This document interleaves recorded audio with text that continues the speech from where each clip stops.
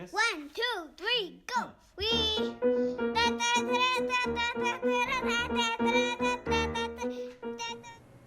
Hello and welcome to the Church of the Holy Spirit.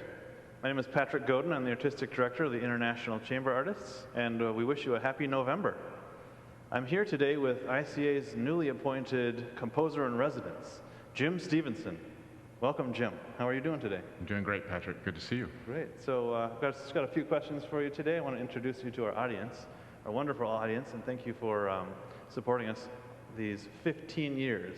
I want to begin by asking you, how did you become a composer? What was that like? Well, the actual answer, it was completely by accident. I was going to be a professional trumpet player my entire life. I played in high school orchestras, college orchestras, joined a symphony orchestra in Florida in my 20s, and purely by necessity, I started first by arranging music, taking music that other people had composed and writing it for my brass quintet or orchestra in future endeavors. And about 2 years into doing a lot of arranging and being forced to learn how to write for orchestra just on the spot, I started saying to myself, well, what would happen if I started composing my own music? And, like many people, I have to admit, forgive me, I thought all composers were dead, right? It's almost Halloween, so it's a good time to say that. Right. But I didn't know any other living composers, at least not in my area or in my small world of music at that point. So I just started from scratch, trying to write original music, and 25 years later, here I am. Wow. So what was that like, that shift from trumpet player to composer? I mean, you were a musician, so you knew kind of what musicians wanted, right? What was it like then to start writing? Was it a different feeling, or what was it? Well, the great part for me was that I had a day job, right? I was a trumpet player in an orchestra. Yeah. So I didn't have to spend my 8 hours a day doing something else and then try to compose music at night. I was playing in the orchestra, and the great thing about that was my test kit, right? I mean, I had all my colleagues that I could write for and listen in real time to how they would respond, whether they were getting excited by music I was writing or if they'd walk the other way down the hallway as I was approaching, because they didn't want to mention. But so I had 10 to 12 years of sort of composing while playing trumpet, and then as the composing grew, just thanks to friends and family who helped share the news, then it became time to switch to becoming a full-time composer. Wow. And that's when we moved here to the Chicago area when I was 38, actually. So I had to learn how to be a full-time composer kind of from scratch, the publishing, the marketing, all that stuff. But it was a challenge I was really excited about. That's amazing. And just to see where you're at today, you've had works published by all the major symphonies, and it's an honor for me to have you associated with ICA.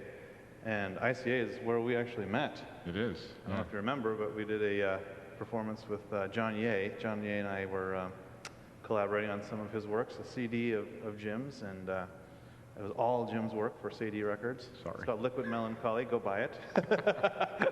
But it was just, right away, I just knew that Jim was special. He had the gift, and that living composers were worth their salt. How was that performance for you? What was that? Well, I remember extremely clearly because I'm going to hear John Ye, who's clarinetist with Chicago Symphony, and I'm thrilled that he's playing my music. And then so I go to this concert by ICA.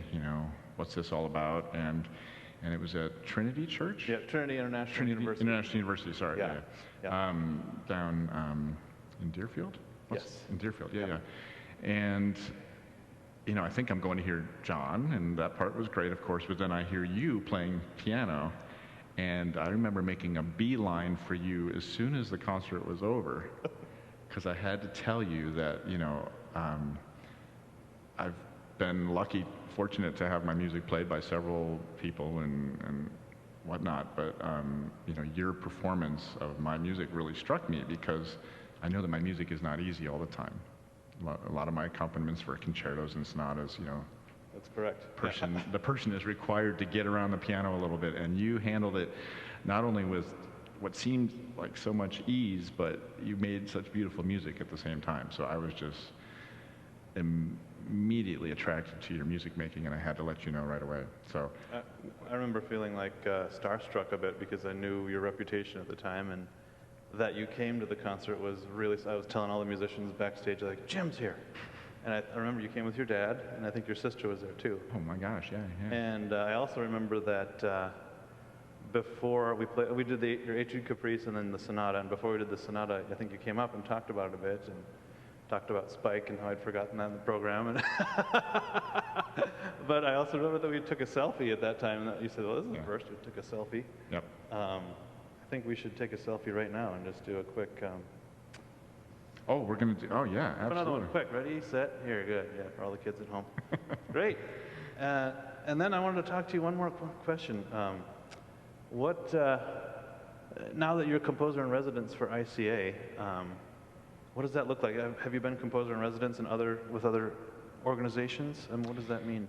Yeah, I mean, I wasn't ever in residence per se with my first orchestra, Naples Philharmonic, but I ended up doing a lot of arranging and composing for the orchestra and members, but it wasn't an official title. Okay. And then when I got up here to Lake Forest, I met then music director Alan Hetherington, actually in this very space. Wow. And he invited me to become composer in residence for the Lake Forest Symphony, a post I held for 10 years, and unfortunately the orchestra is no longer in existence. Right.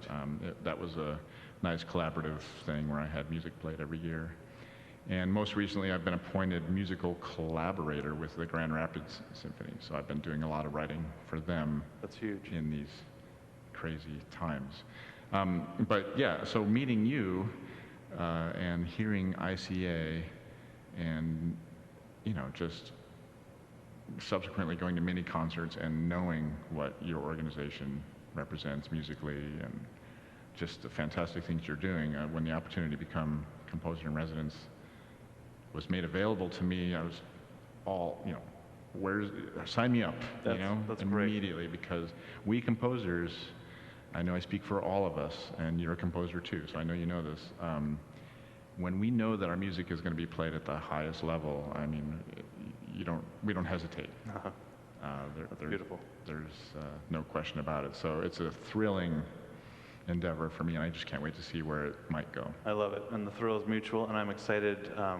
We'll be playing Jim's String Quartet on our November performances, and we'll talk about that on a future interview, so stay tuned for what that could possibly be about.